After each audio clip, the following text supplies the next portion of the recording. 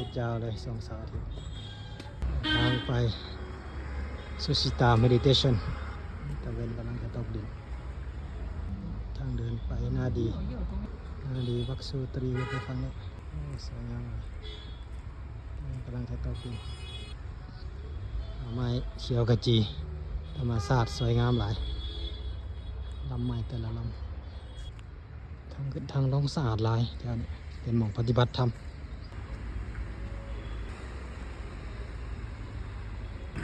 สวยงามเลยนะธรรมชาติอันว่าดารามโคตสวยงามหลายนะสุชิตาเมดิเทชันเซ็นเตอร์นี่สุชิตาเมดิเทชันได้ทางขึ้นลงสวยงามหลายสาวเปิดมาปฏิบัติธรรมสุชิตาเมดิเทชันเซ็นเตอร์นะ